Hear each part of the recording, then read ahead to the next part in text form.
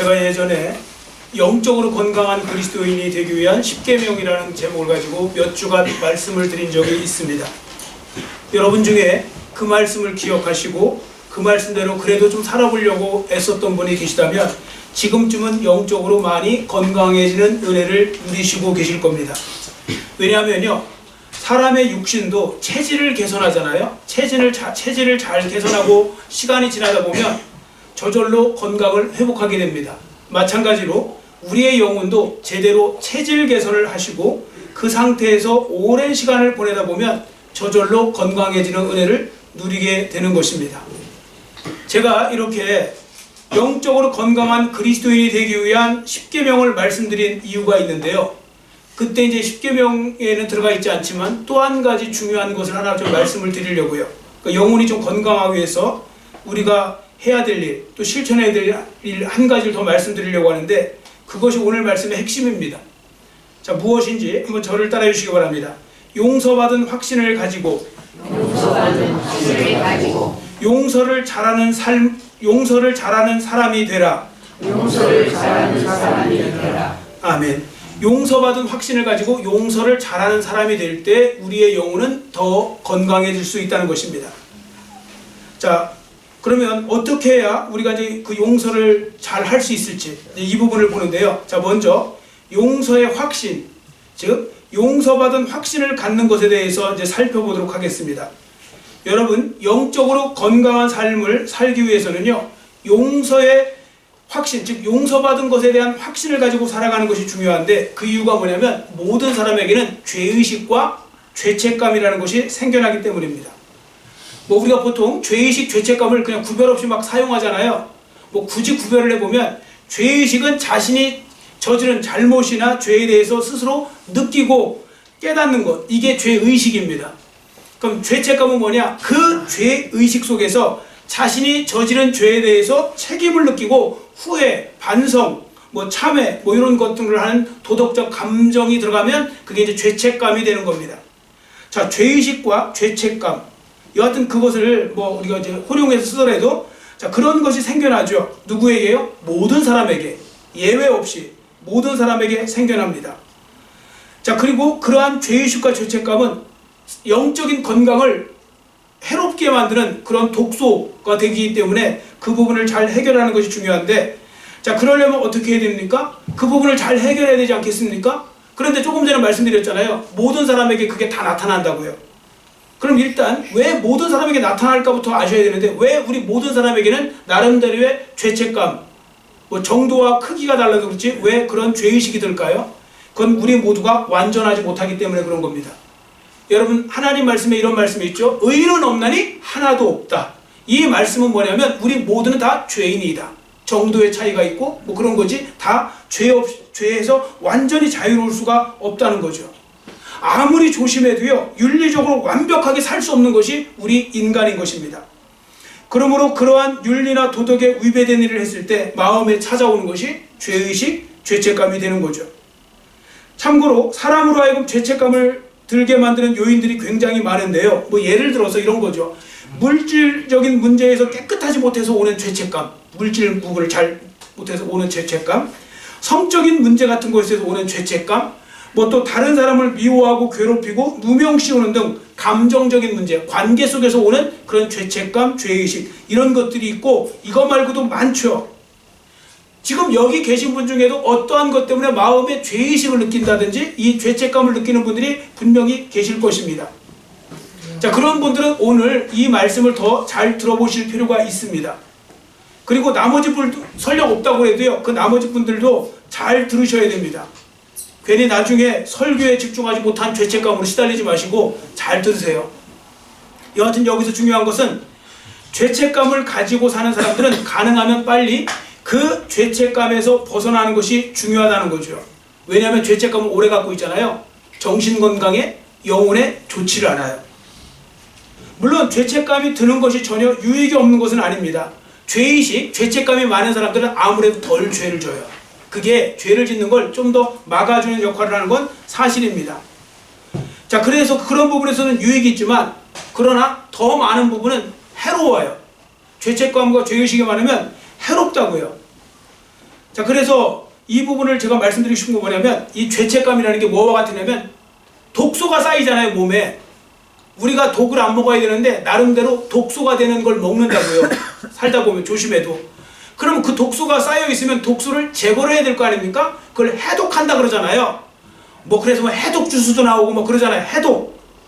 그것처럼 죄책감, 죄의식도요, 우리 속에 독소처럼 쌓여갖고요, 이것이 어떻게 보면 계속 쌓이다 보면 나중에 부작용이 더 큰 거예요. 부작용들을 일으킨다고요. 사람을 고통스럽게 하고 힘들게 만드는 것입니다. 자, 죄책감이 가져다주는 해로운 점을 보면요, 정신적인 부분, 육체적인 부분, 더 나아가 영적 부분까지 큰 해를 끼치게 되는 것을 보게 됩니다. 자, 예를 들어 많은 사람들이 죄책감에 시달리다가 뭐가 드느냐면요, 정신병에 드는 경우도 있어요. 심지어 죄책감을 너무 심하게 앓잖아요. 그러면 정신질환이 되기도 하고요. 또 어떤 사람은 자신이 가지고 있는 죄책감으로 인해서 자해를 하는 경우도 있어요. 그리고 육신에 병이 드는 경우도 있고요. 열등감에 빠지기도 하고 막 그럽니다. 지금도 생각나는 그 끔찍한 이야기가 하나 있는데요. 옛날에 이게 뭐 설교 시간에 좀 하기가 좀 그런 얘기는 하지만 그 어느 정도냐면 어떤 그 여자 성도가 하반신 마비가 된 거예요. 그 왜 하반신 마비가 됐는데 이유가 없어요. 그냥 하반신을 못 써요. 그래갖고 이유가 없는데, 그래서 나중에 이제 상담을 했어요. 이유가 안 나와서 상담을 나중에 이제 했는데, 상담을 하다 보니까 거기서 나왔는데 뭐냐면요, 이 여자가 자기 형부랑 바람이 났어요. 그리고 그러니까 그 언니한테 얼마나 미안하겠어요. 자기 친언니인데. 그래갖고 나중에 뭘 어떻게 하다가 차 뒤로 후진하라고 그랬는데 그 언니가 죽었어요. 이게 잘못해갖고 어떻게 해갖고 이 차에 치여갖고 죽었어요. 이게 실제 있는 일이에요. 죽었는데 갑자기 이 동생이 하반신 마비가 됐어요. 너무 죄책감이 커갖고 그 죄의식 때문에 생겨난 거예요. 그러니까 그게 심하면 그런 현상이 나타날 수도 있어요. 그게 실제 있었던 일이거든요. 그러니까 사람은요, 이 죄책감, 죄의식이 심하면 어떤 부작용이 나타날지 몰라요. 자존감이 낮아지기도 하고 열등감에 빠지기도 하고 뭐 그러거든요. 이것은 영적인 면에서도 마찬가지입니다. 죄책감, 죄의식이 심한 사람은 제대로 신앙생활을 하기가 어려워요. 기도도 제대로 못해요. 심지어 예배도 미안해서 안 드리려고 하는 분도 있어요. 여러분, 다시 한번 말씀을 드립니다. 죄의식, 죄책감은 어떤 특정한 부류의 사람이 아니라 죄성을 가지고 태어난 모든 사람에게 발생되어진다는 것. 그러니까 여러분들이 이제 죄의식, 죄책감의 문제를 좀 잘 해결하고 싶으시면 먼저 아셔야 될 건, 이 죄의식, 죄책감은 누구에게나 들 수 있다는 것. 나만이 아니고 모든 사람에게 들 수 있다는 것부터 아세요. 그것부터 아시는 게 중요합니다. 자, 성경의 역사부터 볼까요? 여러분, 성경의 역사를 보면 재밌게도 인류의 처음 조상인 아담과 하와가 죄의식과 죄책감에 시달렸던 사람이에요. 그들이 선악과를 따먹고서 결국은 뭘 했는지 아십니까? 왜 나뭇잎 해갖고 하체를 가렸잖아요. 몸을 가린 이유가 뭐냐면 그 수치를 가렸다. 그게 바로 죄의식, 죄책감을 감추려고 했던 모습인 것입니다. 자, 이스라엘의 성군이었던 다윗 왕도 보세요. 그도 밧세바를 통해 범죄한 일 때문에 얼마나 큰 죄책감에 시달렸는지 모릅니다.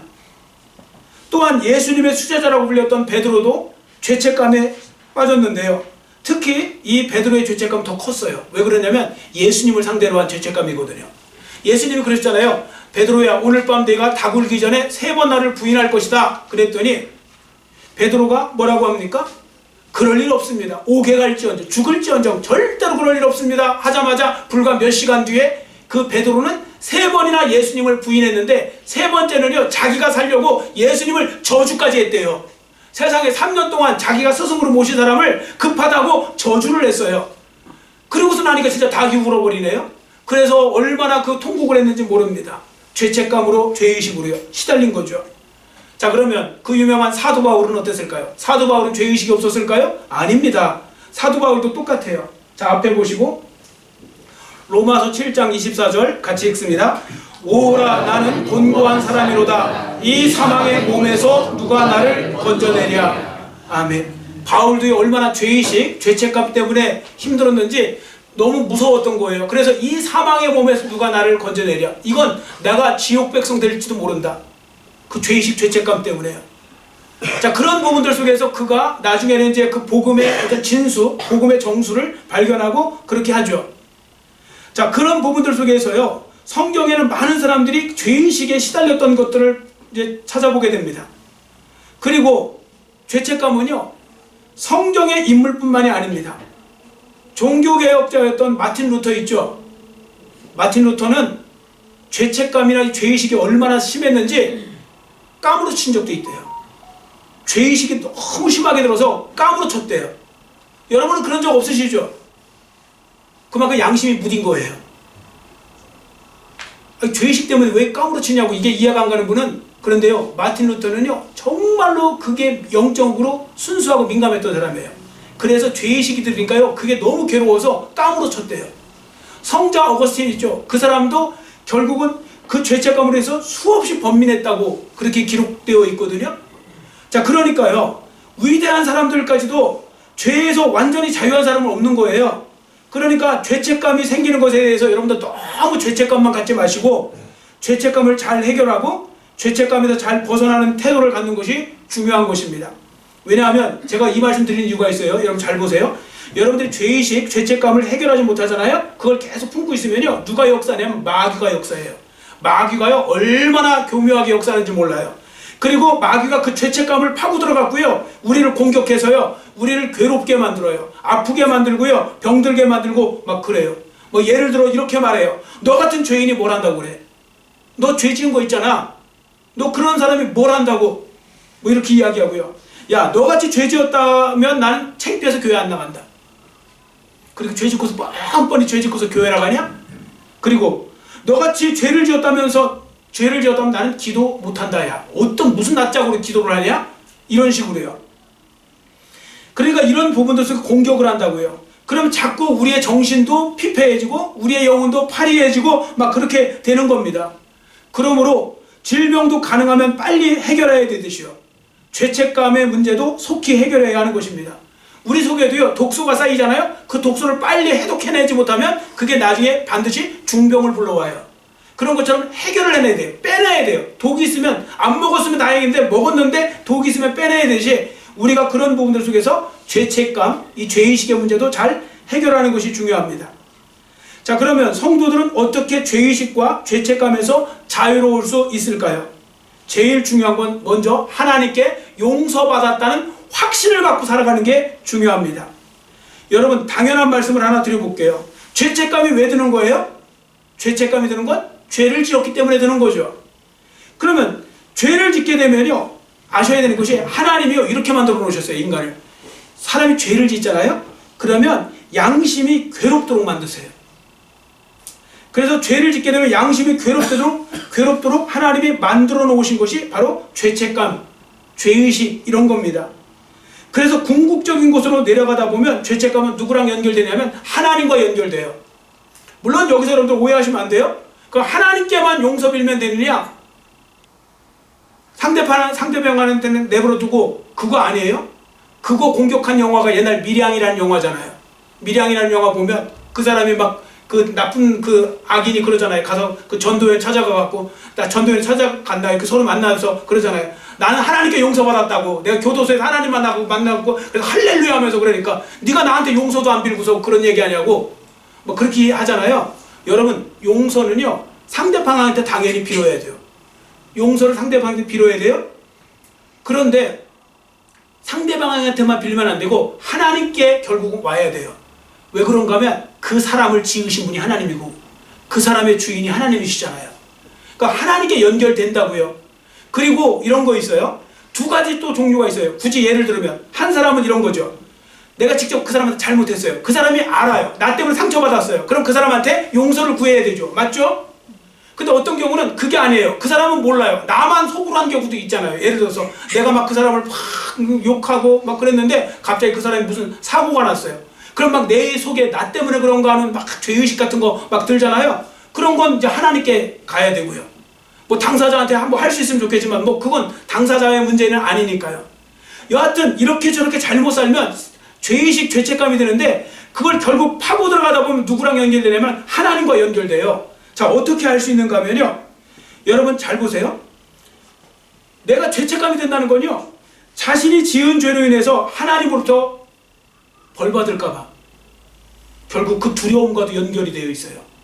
우리 너무 쉬운 예를 한번 보겠습니다. 여러분 어떤 날 죄 졌어요. 여러분들이 분명히 죄를 졌는데 아무도 몰라요. 근데 그날 밤에 막 이렇게 어디 걸어가는데 막 벼락이 팡팡 쳐요. 자, 더 무서워요, 안 무서워요? 양심껏 대답해 보세요. 나 죄 졌는데 오늘 벼락 탁 치면 더 무서워요, 안 무서워요? 무서워요. 여러분 과학적 원리 다 알잖아요. 벼락이 왜 치는지. 그래도 무섭죠? 그게 뭔지 아세요? 우리 무의식 속에는 그 두려움이 있는 거예요. 결국 누구에 대한 두려움은 하나님 앞에서의 두려움이에요. 그래서 예수 믿는 사람들은 양쪽 다 하셔야 돼요. 당사자한테도 용서를 빌어야 되고, 그리고 하나님께도 용서를 받아야 되는 그런 일이 있어야 되는 것입니다. 그러므로 죄책감에서 벗어나려면 궁극적으로 누구의 용서를 받아야 되느냐? 하나님의 용서를 받아야 하는 것입니다. 자, 그러면 어떻게 해야 우리가 용서를 받을 수 있는지? 첫 번째, 자신의 죄를 하나님 앞에 솔직하게 낱낱이 고백해야 됩니다. 내 죄를 고백하는 겁니다. 이걸 회개한다고 그러죠. 여러분, 죄책감에서 벗어나기 위해서는요, 절대로 죄를 숨기거나 합리화해서는 안 돼요. 근데 지금도 많은 사람들이 뭘 하는지 아세요? 죄를 자꾸 합리화를 해요. 숨기려고 해요. 숨기는 거, 합리화. 그래서 요즘 시대에 그게 죄입니까? 이런 식으로 얘기해요. 요즘 시대에 그 정도 죄 안 짓는 거 있습니까? 그 정도는 귀엽게 봐줘야죠. 이런 식으로 자꾸 합리화를 해요. 그거 아니에요. 그건 답 안 나와요. 그건 죄책감을 해결하지 못해요. 그럼 어떻게 해야 되냐? 회개의 자리로 나오셔야 돼요. 자, 여러분 대표적으로 베드로와 가룟 유다를 보세요. 공통점이 있어요. 둘 다 죄의식과 죄책감에 시달렸어요. 가룟 유다는 예수님을 팔아먹었고 베드로는 예수님을 저주까지 하면서 부인했죠. 자, 그랬는데 차이점이 뭔지 아세요? 가룟 유다는 회개의 자리로 나오지 않았어요. 오히려 그는 용서받을 길이 있었지만 회개의 자리로 나오지 않고 어떻게 했습니까? 죄책감에 시달리다가 그냥 자살했어요. 자기 목숨 자기가 끊어버리고 말았어요. 자, 그러니까 구원받을 수 없는 거죠. 그런데 베드로는 회개의 자리로 나왔어요. 즉시 회개의 자리로 나오면 용서받을 길이 있지만요, 회개의 자리를 피하면 어떤 것으로도 용서받을 수 없는 그런 일이 생겨납니다. 그래서 오늘 본문 말씀이 중요합니다. 오늘 본문 말씀은요, 죄의식, 죄책감에 시달리는 사람에게 무엇을 해야 할지를 잘 보여줍니다. 자, 9절 말씀 우리 한번 같이 큰 소리로 읽겠습니다. 9절 같이 읽습니다. 만일 우리가 우리 죄를 자백하면 그는 미쁘시고 의로우사 우리 죄를 사하시며 우리를 모든 불의에서 깨끗하게 하실 것이요. 아멘. 자, 그러니까 여러분들 낱낱이 다 알으셔야 됩니다. 그거 중요합니다. 자, 두 번째, 죄책감에 시달리는 분들이 용서의 확신을 가지려면요, 다음으로 해야 될 일은 용서하시는 하나님에 대한 말씀을 그대로 믿으셔야 돼요. 그러니까 용서받았다는 것에 대한 확신을 의심 없이 받아들이는 것이 중요합니다. 자, 7절 말씀 우리 한번 같이 읽겠습니다. 본문 7절 같이 읽습니다. 그가 빛 가운데 계신 것 같이 우리도 빛 가운데 행하면 우리가 서로 사귐이 있고 그 아들 예수의 피가 우리를 모든 죄에서 깨끗하게 하실 것이요. 아멘. 여러분, 이 말씀 그대로 믿으셔야 됩니다. 또 믿으시기를 축원합니다. 예수님의 피가 우리를 깨끗하게 하신다는 거, 그걸 믿으셔야 됩니다. 자, 한번 예를 들어보겠습니다. 어느 집에 두 아들이 있었는데 두 아들이 공모해갖고요, 뭘 잘못을 크게 했어요. 그러다가 걸렸어요, 부모에게 제대로. 그랬더니 부모가, 그런데 웬일이지, 부모가 그냥 용서하고 싶은 마음이 들어갖고 내가 이번만은 봐준다, 용서해준다 그랬어요. 용서를 선언했어요. 그랬더니 그 첫째 아들하고 둘째 아들의 차이가 완전히 나요. 자, 둘째 아들은요, 그 말을 딱 이제 싹싹 빌었어요. 그 부모한테 어쨌든 잘못했다고 그랬더니 그 둘째 아들이 이제 그 말을 믿은 거예요. 용서해준다니까, 믿어요. 저는 믿어요. 그랬어요. 그랬더니 첫째 아들은 내가 이렇게 큰 죄를 지었는데 부모님이 용서하신다는 게 말이 되냐? 분명히 때가 되면 나를 벌 주실 거다. 뭐 이러면서 안 믿는 거예요. 자, 그 결과가 어떻게 차이 나는지 볼까요? 둘째 아들은요, 용서의 기쁨을 얻어요. 그리고 그런 부분들 속에서 죄책감에서도 벗어나게 돼요. 여러분, 죄책감은요, 죄가 해결되면 죄책감에서도 벗어나게 되는 겁니다.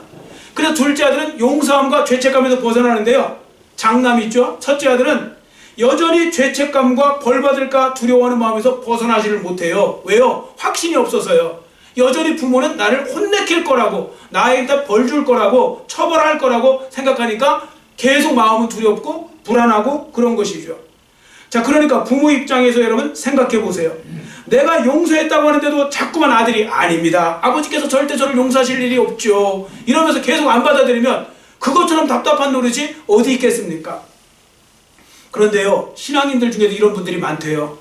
그래서 여전히 죄의식 속에서 벗어나지 못하는 사람들이 많은 것입니다. 하나님께서 분명히 말씀해 주셨잖아요. 여러분, 회개한 것에 대해서 하나님이 용서해 주시죠? 대답을 하세요.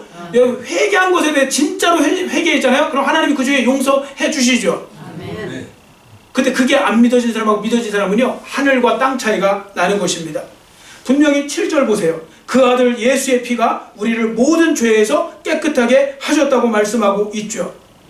그런데 여전히 용서받은 기쁨을 갖지 못하고 용서받은 자의 삶을 살지 못하는 사람들이 많다는 것입니다. 그리고 어떤 분들은요, 또 왜 그런가 했더니 이런 거 있더라고요. 용서하는 거 있잖아요. 용서한다는 것을 갖다가 자기 수준으로 생각해요. 사람들은 어쩔 수가 없어요. 다 자기 수준으로 생각해요. 그래서 그 보면 판단하는 거나 생각하는 것도, 기대하는 것도 비슷해요. 자, 예를 들어 보겠습니다. 여러분들, 우리가 보통 용서라는 말을 할 때 여러분들이 하는 용서, 제가 하는 용서가 가짜의 용서일 때가 많아요. 엉터리 용서일 때가 많거든요.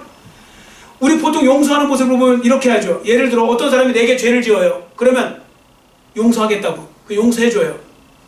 그런데 이 사람이 그 죄를 또 졌네 나한테? 그러면 어떻게 해요? 그래도 진짜 마음 넓은 사람은 한 번 또 용서해줘요. 큰 마음 갖고 용서해줘요. 그런데 또 졌네요, 그 죄를 나한테? 세 번째예요. 자, 여러분, 용서해줘요, 안 해줘요? 안 해줘요? 해주시지 않으세요? 자, 세 번 하면 용서를 안 해주는 분도 있지만, 그때 용서 안 해주면서 하는 말은 다 공통적으로 이렇게 말해요. 내가 2번이나 용서해줬는데 또 이렇게 했다고? 그게 진짜 용서가 아니라는 거예요. 진짜 용서한 건 2번 걸 따지면 안 되잖아요. 그런데 우리는 2번 걸 다 서랍 속에다 다 넣어놨다가 다 끄집어내갖고, 내가 2번이나 당신을 용서했는데 그러니까 난 더 이상 용서 못해, 이렇게 나오는 거죠. 여러분, 그 수준으로 우리가 하나님의 용서를 생각한대요. 여러분, 하나님의 용서는 달라요. 하나님의 용서에 대해서 아셔야 되는데요, 하나님의 용서 그 부분을 좀 말씀을 드리려고 하거든요. 자, 그러면 그 부분을 우리가 보려면 예수님께 베드로가 질문했던 내용부터 보시면 돼요. 자, 앞에 보시고 베드로가 이렇게 예수님께 질문을 합니다. 같이 읽습니다. 주여, 형제가 내게 죄를 범하면 몇 번이나 용서하여 주리이까? 7번까지 하오리이까? 아멘. 자, 여기 보시면요, 7번까지는 굉장히 후하게 쳐준 거예요. 베드로는 당시에 유대의 종교 지도자들은요, 뭐라고 가르쳤냐면, 그래도 3번은 용서해줘라. 사람들이 3번도 용서 안 하니까 3번은 용서해주라고 그랬더니, 그래도 우리가 예수님 모시는 사람인데 7번까지 하면 됩니까? 뭐 이렇게 이제 질문을 해요. 그랬더니 칭찬받을 줄 알고 했더니 예수님이 뭐라고 하시냐면, 7번이 70번 되도록 해라. 자, 그럼 이론상으로, 액면상으로 몇 번 용서하는 거예요? 70번이 7번. 7번이 70번이니까 490번. 490번. 동일한 것에 대해 490번. 자, 여러분, 동일한 죄에 대해서, 상대편에 대해서 여러분들 몇 번까지 용서하실 수 있으세요? 가만히 생각해 보세요. 그 왼수 같은 그 인간, 내가 몇 번까지, 좀 다르겠죠, 상황이. 제일 많이 용서받는 사람이 누굴까요? 자녀들 아니겠어요? 자녀들이 제일 많이 용서받고, 사회생활에 이런 대인관계에서는 그거 쉽지 않을 겁니다. 3번도 쉽지 않아요. 그런데 490번이래요. 이게 어떻게 가능한 이야기입니까? 어떻게 490번을 용서하냐고요? 이게 바로 하나님의 용서 스타일이에요. 그게 뭐냐면요, 이겁니다. 다 없애버리는 용서, 다 지워버리는 용서래요. 자, 그 부분을 성경을 통해 읽겠습니다. 자, 앞에 보시고 시편 103편 12절 같이 읽습니다.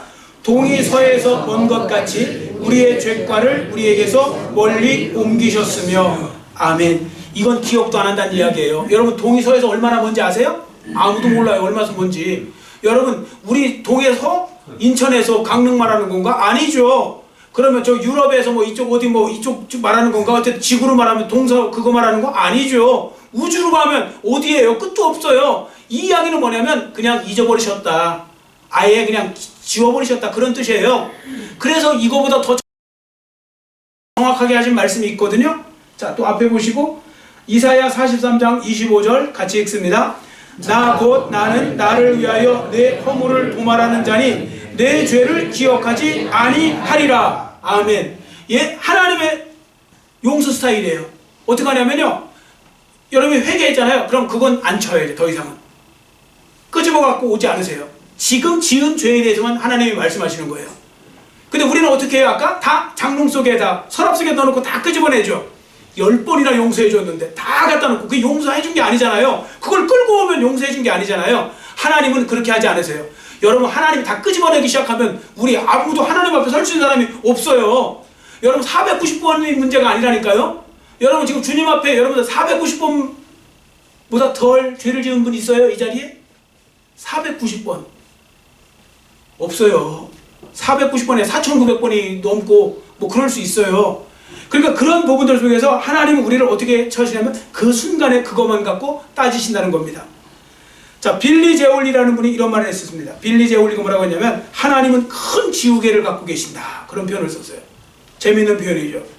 여하튼 여기서 중요한 것은 하나님의 말씀을 믿는 것이 중요한 건데요, 내가 어떤 죄에 대해서 진실로 자백하고 회개하잖아요. 그러면 하나님께서는 그걸 용서해 주시고 더 이상 거론하지 않으신다는 거예요. 믿습니까? 아니, 그걸 믿으셔야 된다니까요. 예전에 그 재밌는 얘기 한번 제가 드렸던 것 같은데 그 이야기가 있어요. 어떤 너무 마음이 여린 집사님이 있었는데 그 집사님이 너무 착하고 여린데 어느 날 옛날 어려울 때 손님이 왔어요. 손님이 왔는데 도무지 뭘 대접할 게 없어요. 근데 마침 옆집에 있는 호박 넝쿨이 이쪽 우리 쪽 담으로 넘어왔는데 거기 하나 달린 거예요. 본인이 그냥 해석을 했어요. 이건 누구의 호박인가? 내 영역에 있으니까, 내 땅에 있으니까 그래서 그냥 그걸 갖다가 따갖고 이제 요리를 어쨌든 해서 호박 요리를 해갖고 드렸어요. 근데 그 다음날 새벽 예배를 갔더니 새벽 예배 때 계속 그게 찔리는 거예요. 너 어제 호박 땄지? 옆집 거. 그래서 이제 하나님 잘못했습니다, 용서해 주세요, 그랬대요. 그리고 그 다음날 또 새벽 예배 갔더니 그게 또 생각나서 하나님, 제가 어제 그저께 호박 딴 거 용서해 주세요. 그 다음날 또 갔대요. 하나님, 제가 4일 전에 그 호박 딴 거 있죠, 너무 잘못했습니다, 제가 그렇게 하지 말아요, 용서해 주세요. 열흘 뒤에 갔는데 또 열흘 전에 하나님이 나중에 답답하셔서 말씀을 하실 때 너 언제까지 할래 그거? 아니, 내가 용서해 줬다고 했는데 계속 그걸 또 끄집어내고 그걸 왜 계속 끄집어내느냐고. 용서받은 확신이 없어서 그런 거예요. 재밌자고 만드는 이야기지만요, 여러분, 하나님은요, 우리가 진실로 회개한 것이, 엉터리 회개 말고요, 진실로 회개하고 자복하잖아요. 그럼 그걸 용서해 주세요. 그러니까 그런 부분들 속에서 하나님의 용서를 받는 건 중요한 거고, 그래야 용서의 기쁨, 그걸 얻을 수가 있는 것입니다. 자, 그러면 한 가지 더 하셔야 돼요. 그럼 내가 하나님께 용서받았잖아요. 요거만 갖고 사시면 안 돼요. 또 하나가 있어요. 그게 바로 뭐냐면 남을 용서하는 삶을 사셔야 돼요. 남을 용서를 잘하는 삶을 사는 게 중요합니다. 그래야 영혼이 건강해집니다. 이거 경험해 보셔서 다 아실걸요? 여러분, 대답해 보세요. 남을 죽도록 미워하고 용서하지 못한 마음으로 분노로 가득해요. 내 영혼이 건강할까요? 영혼이 병들까요? 병들어요. 여러분, 막 분노하고 막 그러면요, 일단 자유함이 없어요. 여러분, 그거 아시죠? 항상 내가 용서할 수 없다고 하는 사람 있죠? 그런 사람 생각이 계속 붙들려 매이는 거. 여러분, 진짜 왼수 같은 사람 만나면 계속 생각 안 나야 되는데 계속 생각나죠? 나요, 안 나요? 나죠? 그리고 밤에도 제일 먼저 찾아와요. 누우면 항상 또 찾아와요. 그래서 안 가요. 밤새도록 욕하고 밤새도록 화가 나고 밤새도록 날 분노하게 만들고, 용서하지 않아서 나타나는 현상이거든요. 그러니까 용서를 안 하면 그 부분에 있어서 나중에 누가 손해보냐? 나만 손해보는 그런 현상이 생겨나는 것입니다. 그래서 이런 또 재밌는 이야기 있지 않습니까? 어떤 A라는 사람이 너무 미운 거예요. 그래서 그 사람을 막 미워하는데 그 A라는 사람이 마침 뭐라고 했냐면 슈퍼마켓을 하고 있는 거예요. 그 슈퍼마켓 망해라 지나다니면서 망해라 저 망해야 될 슈퍼마켓 그랬는데 계속 더 잘 돼요. 그리고 자꾸 슈퍼마켓은 부흥을 하는 거예요. 자기는 병들고요. 왜요? 용서 못하는 거. 내가 저주해봤자 결국 싫은 소리는 내가 나한테만 하는 거고 그 사람은 듣지도 않는 거고, 그리고 그 사람이 잘 되면 더 열받는 거고. 그래서 어떻게 해야 되냐면요, 여러분들 빨리 해결해서 잊어버리는 게 제일 나은 거예요. 어차피 방법은 그거밖에 없어요. 내 속에서 독을 품어내잖아요. 0.001mg도 상대편한테 안 간다니까요. 그 독은 다 내 속에서 퍼져요. 그리고 나를 힘들게 만들어요. 그래서 제일 어리석은 게 뭐냐면 그 잊지 못할 걸, 잊지 말아야 될 걸 잊어버리고 또 잊어야 될 건 잊지 말는 거, 잊지 않고 계속 버티는 거, 그 거꾸로 된 인생이 안 좋대요. 여러분, 제가 그냥 제 개인적인 한번 말씀을 드리면요, 저는요 하나님 주신 은사 중에 하나가 있어요. 그 뭐냐면 그 저를 힘들게 하고 기분 나쁘게 하고 막 이렇게 뭐 안 좋게 감정 가는 사람도 있잖아요. 그런 것에 대해서 굉장히 빨리 잊어버리는 은사를 받았어요. 제가 그 은사 안 받았으면 저는 이 자리에 없었을 거예요. 제 성격이 뭐 그렇게 쉽지 않아요. 그런데 그걸 잊어버려요.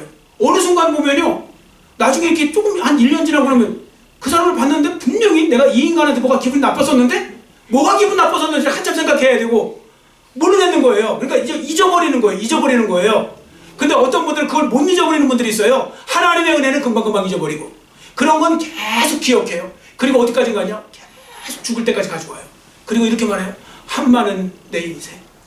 그리고 그냥 내가 원한으로 그냥 이 일평생을 살았다고 하고, 심지어 거기 더한 사람은 어떤 사람인지 아세요? 죽으면서 자식들한테 원수를 갚아다. 뭐 하고 있는 거예요? 도대체 아무도 자기 혼자만 지옥 인생 살다 죽은 거잖아요. 그렇게 되면 그럴 필요 없어요. 여러분, 해결할 수 없는 거면 차라리 치워버리는 게 나아요. 그래서 용서는 누구를 위해서 하라고 해요? 용서는 나를 위해서 하라고 하잖아요. 뭐 갑자기 생각나는데 그 옛날 뭐 조용필 노래 그 큐인가 뭔가 그거 있잖아요. 너를 용서하느니 내가 괴로워서 안 되겠다. 뭐 그런 거 있잖아요. 너를 용서 안 하니까 내가 괴로워서 안 되겠다고. 그러니까 그건 용서는 누구를 위해서 나를 위해서 하는 거예요. 그래야 내 영혼이 건강해집니다. 여러분, 그래서 영혼이 건강하려면 먼저 내가 하나님의 용서하심을 받았다는 걸 아셔야 돼요. 또 이게 왜 또 중요하냐면 또 하나는 그래야 용서하기도 쉬워요. 왜 그런가 하면 나도 엄청난 용서를 받았는데 그럼 나도 남을 조금 잘못하고 용서해줘야지 용서하기가 쉽거든요. 자, 그리고 그러한 부분들 속에서 우리가 기억해야 될 말씀 앞에 보시고 에베소서 4장 32절 같이 읽습니다. 서로 친절하게 하며 불쌍히 여기며 서로 용서하기를 하나님이 그리스도 안에서 너희를 용서하심과 같이 하라. 아멘. 우리가 하나님 앞에 무한한 용서를 받았으니 우리도 그 마음을 가지고 용서를 해라. 그리고 하나님은 그 용서가 다른 사람이 아니라 너 때문에 하라는 거다. 우리의 영혼이 건강해야 되니까요. 우리의 정신이 건강해야 되니까요. 하여튼간 제가 보니까 그거 해결 못하는 사람들은 항상 인생을 우울하게 사세요. 맨날 보니까 세상이 다 대적자예요. 세상이 다 못마땅해요. 왜? 다 그게 안 지워지는 거예요, 머릿속에서. 그러니 얼마나 우울하냐고요. 그렇게 살지 마시고요. 여러분들 용서받은 확신을 가지시고, 그리고 여러분들 남을 잘 용서하는 삶을 살아가시는, 그래서 영혼이 건강한 삶의 주인공이 되시기를 간절히 빌고 원합니다. 아멘. 기도하겠습니다.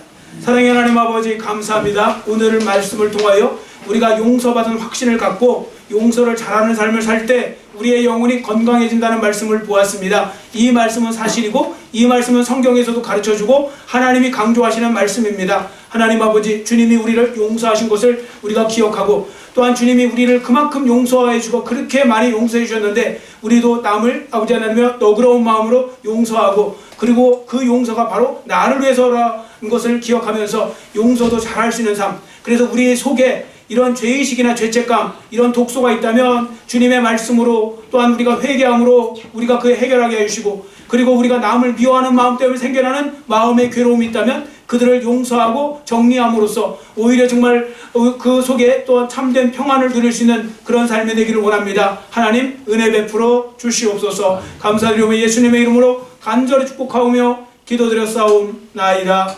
아멘.